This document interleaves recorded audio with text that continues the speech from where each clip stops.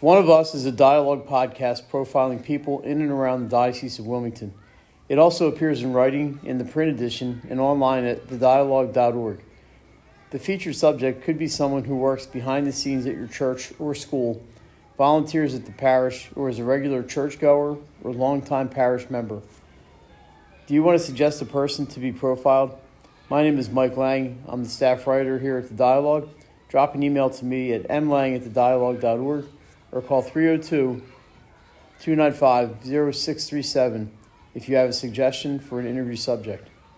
Dominic Rufo is a parishioner at St. Elizabeth's and St. Mary Magdalene, both in Wilmington, and a junior here at St. Elizabeth's High School, and he was nominated as a One of Us candidate by the good folks here at St. Elizabeth's. Dom, thanks for doing this for us today, and we'll try to make it as easy as possible on you. Yes, sir. Thank you for having me. No problem. So tell us a little bit about yourself. Where did you grow up, and where did you go to grade school? So I grew up in Wilmington. I'm mainly from North Wilmington. That's where I grew up. And I went to St. Mary Magdalene from pre-K through 4th grade. So that's our parish that I've belonged to for a long time before I came to St. E's. And then I was at Carcroft for 1 year, 5th grade, for elementary school, to get a little, public school action. And then Springer Middle School from 6th through 8th grade. And then now I'm at St. Elizabeth. Went through fully my freshman, sophomore year, and I'm halfway through junior. And since 2022, we've belonged also to the St. Elizabeth parish.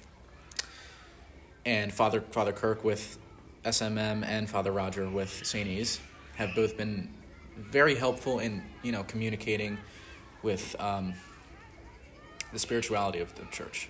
And that's what we like about them. I'm going to start you off with a curveball here, Dom. Do you find any attending the two churches? Do you see? I guess each church has its own personality, and I'm not asking you to rate the churches, but do you see some differences between St. Mary Magdalene and St. Elizabeth? Things you like about both of them, and I don't know if there's anything that jumps to mind, or if you notice some differences between the two. Well, with SMM, it's really nostalgic. It gives off like sort of early 70s-ish vibes in the church. And I obviously wasn't born in the 70s, but I would, I like being in that environment. And it's a new church too. They've built upon it. They've built a crying room, I guess that's called for little kids. And then with St. Elizabeth, that's the church on the hill in Delaware or in Wilmington, and it's really a beauty to see on the outside as well with St. E's. And the inside of St. E's is beautiful. And it's, just the lights, the statues, the stained glass, it's beautiful. So Sometimes there's some differences physically, and there's some differences, but it's the same church. It's all Catholic church. You learn the same thing, yeah. So didn't mean to throw you off there, but No, that's okay. Just tell us a little bit about your occupation as students. Just tell a little bit about your family. Who else is in the Rufo household? So I live with my sister, my mom, and my dad. My dad and my sister both work at Del Castle together as history teachers. And then my mom works as an insurance agent for Lions. And it's just the four of us living in the house. However, at a separate house with my grandparents, which we don't live in. But we see them almost every week. We're really close to them. They don't work. They're retired. But, we're all healthy. We're all doing good. And we, always,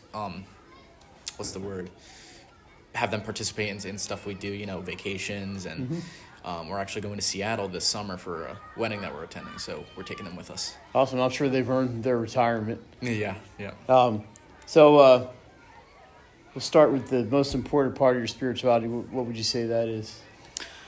I would say mainly praying would be, I pray every night, asking God and Jesus to help me through tough times and to, give me grace, even the smallest things of asking, oh, no, I'm not. I know Jesus isn't a genie or anything. He can't, fix everything. But I ask him to do the best he can and to help me live my best life on earth. And even the little things, as I was saying, like, help for people not to be rude to me just out of nowhere, and hopefully that'll happen. So I would say mainly praying. I pray every morning, every noon when the middle announcements come during school. I pray for studies too, and for that, and then every night before bed I pray to Christ. So prayer seems like a biggie. And what else keeps you going in your connection with church? What kinds of things are you involved with here at St. Elizabeth's or at the parish and at the school level? So I'm an ambassador for St. E's. I like to help out some of the newer classes and encourage other kids at school, other people at schools, in middle school specifically, to transfer, I guess, to St. E's after middle school. And I'm hoping to enter the chorus group and the music ministry. That's what it's called, music ministry. And sing for mass. I get very. It brings me comfort when I hear church music, and it's beautiful to hear too.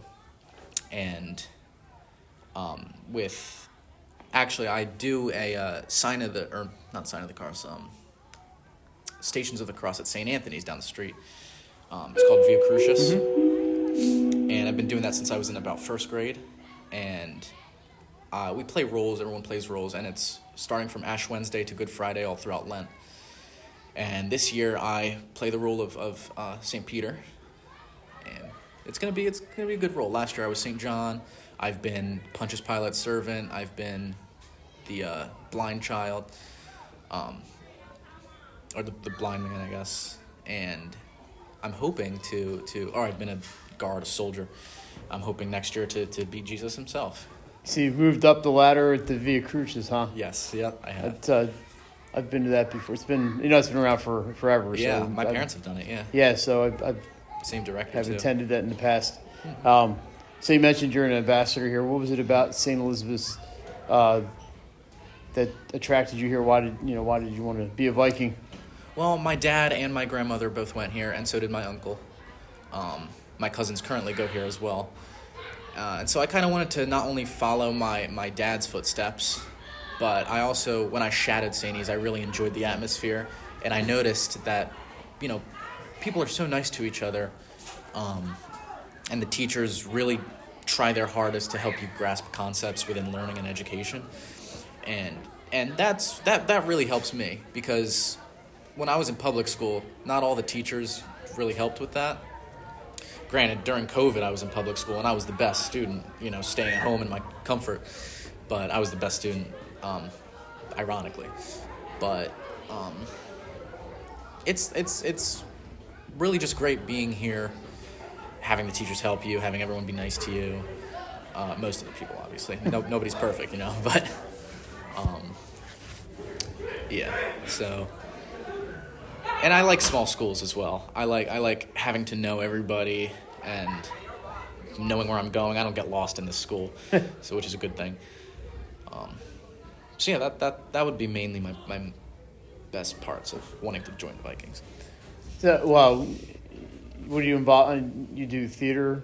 I do, yes. Father Roger was saying. What kind of things you involved here with theater, and what else do you do here?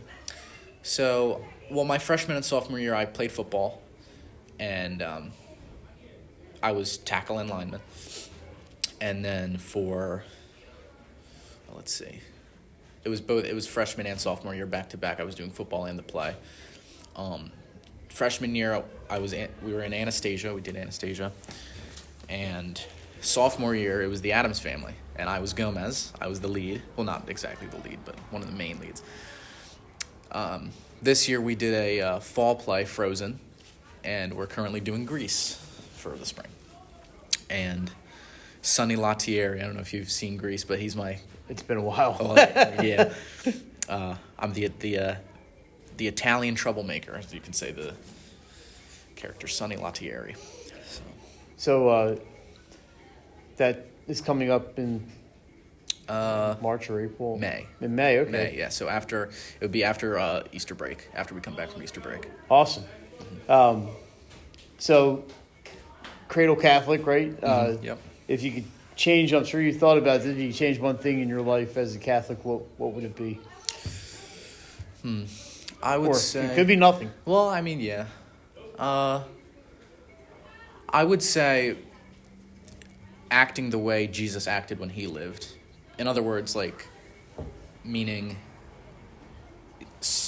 I'm not a perfect person. I get angry whenever I'm playing video games. I have rage, you know, want to throw my controller against the wall and blah, blah, blah.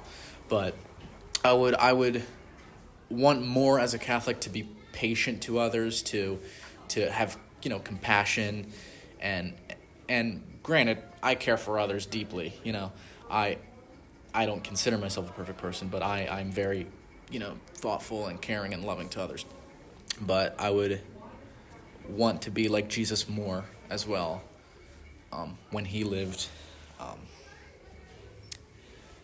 And, you know, the Bible teaches us to have kindness and compassion and be patient towards others, and I would want to act the same. And I would want to encourage others to act the same as well towards me and others.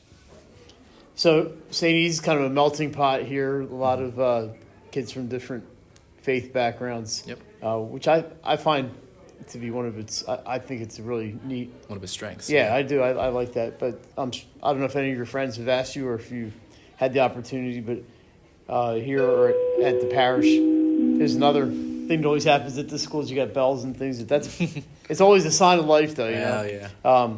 If somebody comes and asks, "Hey, what do you like about being Catholic, or why should I be Catholic?" I don't know if it's happened to you, but if it has, what would you tell them? It has not happened. I have thought about it, though, on how I would explain my faith to others and encourage someone who isn't Catholic to not exactly convert if they're already in a, you know, welcome or comfortable religion. But I would say to, as I said in the last question, to read the Bible, and that the Bible teaches us to have comfort and compassion towards others, which is a beautiful thing, and everyone in the world should be like that. And it pains me to hear on the news about crime and all this, you know, horrible things that people and as a nation do to others throughout the country, throughout the world, even in countries, you know, war and everything. It's horrible. And some people even don't care about you know, they don't have any morals for killing, you know. And it pains me to think Jesus wouldn't have wanted this to happen, and he would stop this in his time if it were going on, you know. So you're a junior here. You still have some time to go, but have you thought about your next steps? What you might want to do after you graduate from St. E's, or what you might want to, how you might want to make a living? Have you? Yep. So after I graduate, I was thinking. I was thinking about it taking a gap year, but I don't know if that would be the best choice, because once you take a gap year, it feels like you can't go back to education, you know, to learning at college and everything. If I were to lock in, though, after graduation, I would say there's one college I'm looking at, well, a couple actually, University of Delaware, obviously keeping in the state, Washington in I think it's in Elkton, Maryland. Chestertown. Oh yeah, okay, Chestertown. Not Maryland. too far away. No, and Immaculata. What are you interested in doing? Or haven't thought that far ahead yet. No. Well, I like animating. I like graphic design and animating and everything. Obviously acting, because that's a big part in my high school, you know, steps, I guess. And marine biology. I almost forgot about that. Marine biology. That's a huge part. That's a huge part of what I want to learn and get into. It sounds like you got some plans, which is it's always good to have plans. Yeah. So you may have answered this question already, but what does your faith mean to you? If I had to choose one word to describe my faith, it would be couple, actually. I can't really just think of one, but love and devotion is what I can say. But asking Jesus for forgiveness and having him to help make the world a better place. But to have him do that, I don't want to pause a couple times. I'm thinking, but before you ask him to make the world a better place, you also have to contribute to making the world worth, I don't want to say worth living, because everyone should have a long life, but worth having, a great life, I would say. Great. Well, Don, I want to thank you for joining one of us, a profile on people who support the church in the Diocese of Wilmington. And don't forget to follow us online at thedialogue.org for your latest in Catholic news and features. Don, thanks, and I'm sure whatever you do, you'll be successful, and good luck. Thank you for having me.